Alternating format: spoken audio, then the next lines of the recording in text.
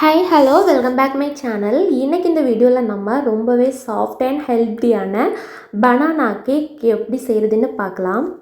இந்த கேக் ஷாப்பில் வாங்குகிற மாதிரியான டெக்ஸ்சரில் ரொம்பவே பெர்ஃபெக்டாக எப்படி செய்கிறதுங்கிற டிப்ஸு இதில் நான் சொல்லியிருக்கேன். ஸ்கிப் பண்ணாமல் பாருங்கள். அதுக்கு முன்னாடி நம்ம வீடியோவை இப்போ தான் புதுசாக பார்க்குறீங்கன்னா லைக் பண்ணுங்கள், சப்ஸ்கிரைப் பண்ணுங்கள். இப்போ வாங்க இந்த ரெசிபி எப்படி செய்கிறதுன்னு பார்க்கலாம். இந்த கேக் செய்கிறதுக்கு மெயின் இன்க்ரீடியண்ட்டே பழம் தான். இந்த பழம் நம்ம எல்லா டைப்லான பழமும் யூஸ் பண்ண முடியாது. இந்த பழத்தோட பேர் பார்த்திங்கன்னா பூவன் பழம்னு சொல்லுவாங்க. இந்த பழத்தில் நம்ம செஞ்சால் மட்டும்தான் பெர்ஃபெக்டான அவுட்புட் கிடைக்கும். வேறையும் நீங்கள் நேந்திரம் பழம்லாம் யூஸ் பண்ணலாம்.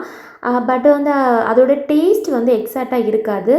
டெக்ஸ்சர் அண்ட் டேஸ்ட் இந்த பழம் யூஸ் பண்ணால் மட்டும்தான் நல்லா வரும். ஸோ இந்த பழம் யூஸ் பண்ணிக்கோங்க. இது ஏன் நான் மெஷர் பண்ணி காண்பிச்சிருக்கேன் அப்படின்னா, நமக்கு 150 கிராம் அளவுக்கான பழம் தேவைப்படும். இதோட மேக்ஸிமம் சைஸே இந்த மாதிரி தான் இருக்கும். இதை விட சின்ன சைஸ்லேயே நமக்கு கிடைக்கும். ஸோ நீங்கள் சைஸ் வேரியேஷன் இருக்கும் இல்லையா, ஸோ வெயிட் செக் பண்ணி எடுக்கிறப்போ உங்களுக்கு கரெக்டான அளவில் எடுக்க முடியும். ஸோ அதனால தான். தென் இந்த பழத்தை நம்ம மிக்ஸி ஜாரில் குட்டி குட்டியாக கட் பண்ணி போட்டு கிரைண்ட் பண்ணி எடுத்துக்கணும். இது கூடவே நம்ம நாட்டு சர்க்கரை சேர்த்து கிரைண்ட் பண்ணி எடுக்கலாம். இதோட மெஷர்மெண்ட்ஸ் எல்லாமே நான் வீடியோட எண்டில் கொடுத்துருக்கேன். அடுத்ததாக ஃப்ளார் எடுத்துக்கோங்க. இது நான் கோதுமை மாவு தான் எடுத்திருக்கேன். நீங்கள் மைதா மாவு கூட எடுத்துக்கிடலாம். அது கூடவே பேக்கிங் பவுடர் சேர்த்துக்கணும். பேக்கிங் சோடா சேர்க்க தேவையில்லை. பேக்கிங் சோடா சேர்த்து நம்ம எப்பவும் போல் ஒரு 3 தடவைக்கு ஜலிச்சு எடுத்துக்கலாம். தென் நம்ம இந்த கேக் பார்த்திங்கன்னா இந்த மாதிரி லோஃப் பேனில் தான் செஞ்சு எடுத்துக்கணும். அப்படி செஞ்சால் தான் நமக்கு ஷாப்பில் வாங்குகிற மாதிரியான அதே டெக்ஸ்சரில் கிடைக்கும். ஒருவேளை உங்ககிட்ட இந்த மாதிரி பேன் இல்லை அப்படின்னா நீங்கள் நார்மலான ஸ்கொயர் டின்னில் கூட பேக் பண்ணிக்கலாம். இந்த லோஃப் பேனோட சைஸ் பார்த்திங்கன்னா 6 இன்ச்சு. நீங்கள் ஸ்கொயர் டின்னில் யூஸ் பண்ணுறீங்க அப்படின்னா 5 இன்ச்சு டின்னு யூஸ் பண்ணிக்கோங்க. தென் ஒரு பவுலில் 2 முட்டை எடுத்துக்கோங்க. ரூம் டெம்பரேச்சரில் இருக்கிற முட்டை எடுத்துக்கோங்க. அது கூட வெனிலா எசன்ஸ் சேர்த்துக்கணும். வெனிலா எசன்ஸ் மட்டும் இல்லாமல் இது கூட நம்ம பனானா எசன்ஸ் சேர்த்துக்கணும். அதுதான் இந்த கேக்குக்கு எக்ஸாக்டான அந்த ஃப்ளேவர் கொடுக்கறது. நம்ம பழம் சேர்த்தாலுமே அதோட எசன்ஸ் கூட சேர்த்தா தான் பெர்ஃபெக்டான அந்த டேஸ்ட் கிடைக்கும். இப்போ இது கூடவே ஒரு பிஞ்ச் அளவுக்கு உப்பு சேர்த்துட்டு பீட் பண்ணிக்கலாம். தென் இன்னொன்று, இதோட எக்ஸாக்டான அந்த கலர் நம்ம ஷாப்பில் வாங்குகிற மாதிரியான அந்த கலர் வேணும் அப்படின்னா கேரமல் கலர்னு நமக்கு ஷாப்பில் வாங்க கிடைக்கும். அதை யூஸ் பண்ணிக்கோங்க. 1/2 டீஸ்பூன் அளவுக்கு நான் கேரமல் கலர் இதில் சேர்த்துருக்கேன். இது சேர்த்துட்டு நம்ம பீட் பண்ணி எடுக்கலாம். நீங்கள் சேலிங் பர்பஸுக்கு செய்கிறீங்க அப்படின்னா இந்த மாதிரி சேர்த்துக்கோங்க. இல்லை வீட்டிலையே இப்போ சும்மா செய்து சாப்பிட்றதுக்கு தான் அப்படின்னா இதெல்லாம் சேர்க்கணுங்கிற அவசியமும் இல்லை. எப்பவும் போல தான் எக்கு நல்லா பீட் ஆனதுக்கப்புறமா நம்ம அதில் சர்க்கரை சேர்த்து நல்லாவே பீட் பண்ணி எடுத்துக்கணும். ரிப்பன் கன்சிஸ்டன்சி அளவுக்கு பீட் பண்ணதுக்கப்புறமா நம்ம கிரைண்ட் பண்ணி வச்சுருக்க பழத்தை சேர்த்து அதையுமே பீட் பண்ணிக்கணும். பழம் சேர்த்ததுக்கப்புறமா நம்ம ஃபஸ்ட்டு ஸ்பீடு போட்டு தான் பீட் பண்ணணும். தென் அதில் ஆயில் சேர்த்துட்டு அதையுமே நம்ம ஃபஸ்ட்டு ஸ்பீடு போட்டு பீட் பண்ணி எடுத்துக்கணும். ஃபைனலாக நம்ம பீட்டரை மாற்றிட்டு இது போல் ஸ்பேட்சுலா வச்சு ஃப்ளார் சேர்த்து மிக்ஸ் பண்ணி எடுக்கணும். இதில் வேறு எதுவுமே நம்ம சேர்க்கக்கூடாது. அதாவது நான் சொல்கிறது சேலிங்க்காக மட்டும்தான். இப்போது மற்றபடி நீங்கள் வீட்டில் செய்கிறீங்கன்னா தேவைப்பட்டால் மில்க் வேணும்னா சேர்த்து நம்ம மிக்ஸ் பண்ணி எடுத்துக்கலாம். இப்போது இது நான் நட்ஸு சேர்த்துருக்கேன். அதுவுமே ஆப்ஷனல் தான். நட்ஸு, பீனட்ஸு எது வேணும்னாலும் சேர்த்துக்கலாம். சேர்த்துட்டு நம்ம டின்னில் ட்ரான்ஸ்ஃபர் பண்ணிவிட்டு பேக் பண்ண வச்சிடலாம். பேக்கிங் டைம் பார்த்திங்கன்னா 180 டிகிரியில் 10 நிமிஷத்துக்கு நம்ம டாப் அண்ட் பாட்டம் ராடை ப்ரீஹீட் கொடுத்துக்கணும்.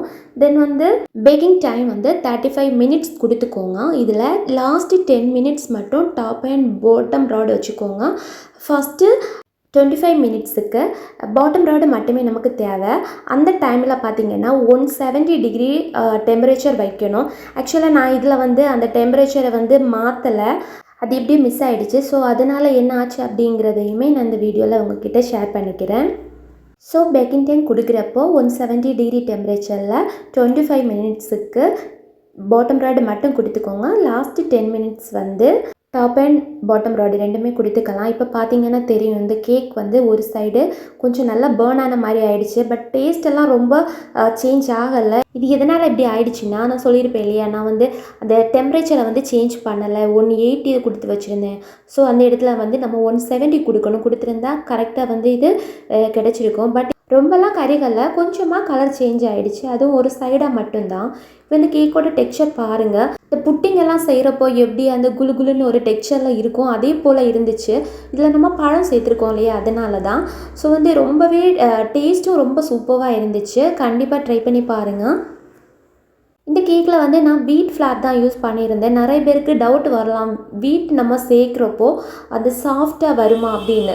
சாஃப்ட்டுக்கெல்லாம் எந்த ப்ராப்ளமே கிடையாது. பட் நமக்கு மைதா சேர்க்குறப்போ அந்த ஃப்ளேவர் தெரியாது. இதுவே நம்ம வீட் ஃப்ளார் சேர்த்தோம் அப்படின்னா அது வீட்டோட ஃப்ளேவர் லைட்டாக தெரியும், அவ்வளோதான்.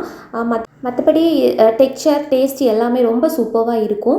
ஹெல்த்தியாக நம்ம ட்ரை பண்ணணும் அப்படின்னா வீட் ஃப்ளார் சேர்த்து செய்யலாம். பாருங்கள் எந்த அளவுக்கு சாஃப்டாக இருக்குது அப்படின்னு. ஷாப்பில் வாங்குகிற மாதிரியான டெக்ஸ்சரில் நம்மளும் செய்யலாம். ஃபைனலாக இதோட வெயிட்டு பார்த்தீங்கன்னா 1/2 kg இருக்கும். இது 1/2 kgக்கான மெஷர்மெண்ட்டு தான். 1/2 kg பனானா கேக் நம்ம 150 ருபீஸ்க்கு சேல் பண்ணலாம்.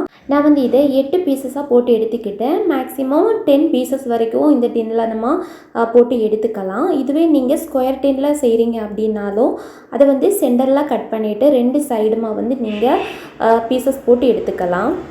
இதுலேயே உங்களுக்கு ஏதாச்சும் டவுட் இருந்துச்சுன்னா கமெண்ட்டில் கேளுங்க, நான் ரிப்ளை பண்ணுறேன். தென் நான் நெக்ஸ்ட் வீடியோவாக எதை அப்லோட் பண்ணலாம் அப்படிங்கிறத நீங்களே சொல்லுங்கள். ஃபர்ஸ்ட் ஒன் பார்த்தீங்கன்னா பிஸ்தா ஃப்ளேவர்லான ப்ளாண்டி. இந்த வீடியோ ஃபஸ்ட்டு வேணுமா? செகண்ட் ஒன் ப்ளம் கேக், அதாவது இன்ஸ்டண்ட்டாக செய்கிற ப்ளம் கேக்கு, ஜூஸ் சோக்கிங் எதுவுமே இல்லாமல் நம்ம கேரமெல்லாம் சோக் பண்ணி செய்கிற ப்ளம் கேக் தான் இது. இந்த 2 வீடியோவில் எது வேணும் அப்படிங்கிறத கமெண்ட்டில் சொல்லுங்கள். தேங்க்ஸ் ஃபார் வாட்சிங்.